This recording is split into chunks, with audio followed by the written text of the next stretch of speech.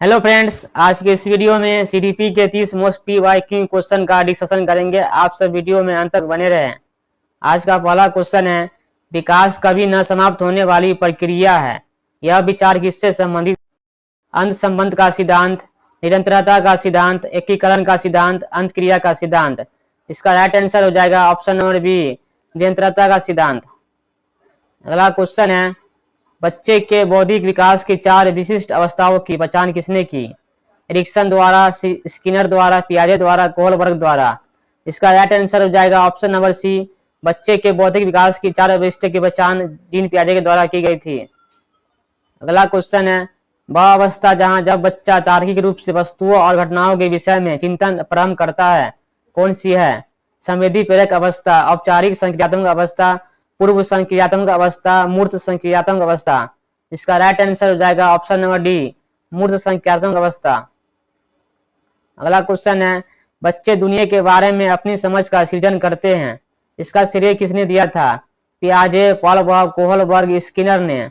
इसका right answer हो जाएगा ऑप्शन नंबर ए, पियाजे ने दिया था। अगला क्वेश्चन है, परिवार एक साधन है अनौपचारिक शिक्षा का, औपचारिक शिक्षा का, गैर औपचारिक शिक्षा का, दूरस्थ शिक्षा का। इसका राइट आंसर हो जाएगा ऑप्शन नंबर ए, अनौपचारिक शिक्षा का। नेक्स्ट क्वेश्चन है, निम्नलिखित में से कौन सा विकास का सिद्धांत नहीं है? विकास जीवन पर्यंत होता है, विकास परिवर्तित होता है, विकास अनुवांशिकता और पर्यावरण दोनों द्वारा प्रभावित होता है, विकास सार्वभौमिक और सांस्कृतिक संदर्भ में इसे प्रभावित नहीं करते हैं। इसका राइट आंसर हो जाएगा ऑप्शन नंबर डी। अगला क्वेश्चन है, जेडपीडी की अवधारणा किसने दी थी? जेरोम वुर्नर ने, जीन पियाजे ने, लेव वाइगोस्की ने, बीएफ स्किनर ने। इसका राइट आंसर हो जाएगा ऑप्शन नंबर सी, लेव वाइगोस्की ने जेडपीडी की अवधारणा दी थी। नेक्स्ट क्वेश्चन है, कोहलबर्ग के अनुसार शिक्षक बच्चे में नैतिक मूल्य का विकास कर सकता है।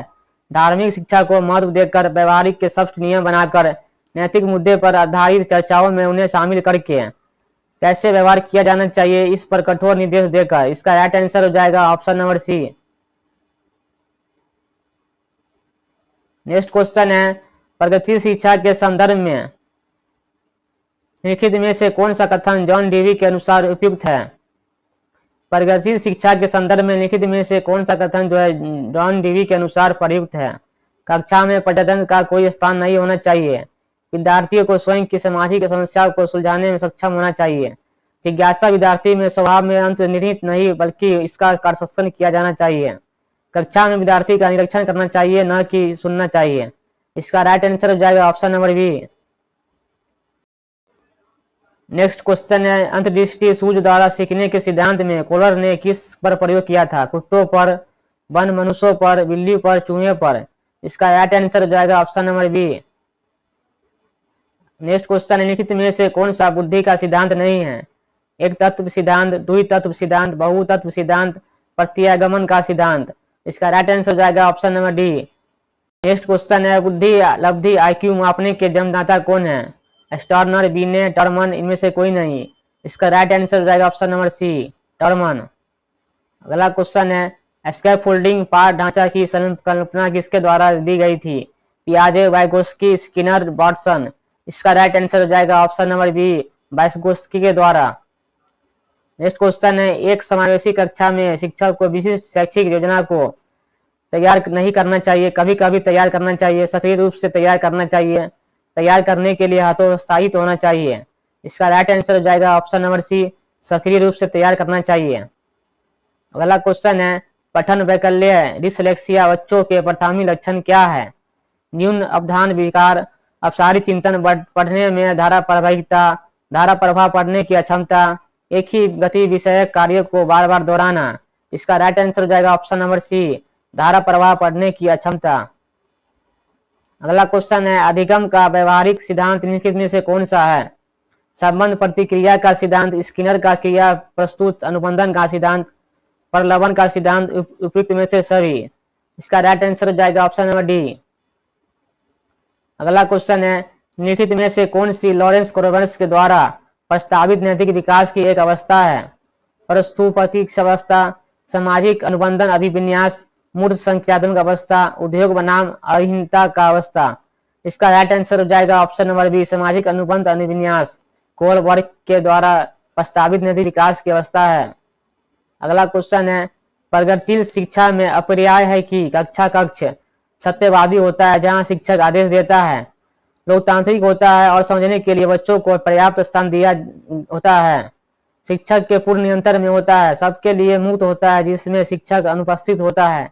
इसका राइट आंसर हो जाएगा option number B. Next question है, बहुबुद्धि का सिद्धांत किसने दिया था? चार्ल्स स्पीयरमैन ने, हार्वर्ड गार्डनर ने, अल्फ्रेड बिने ने, डेविड वेल्केसर ने।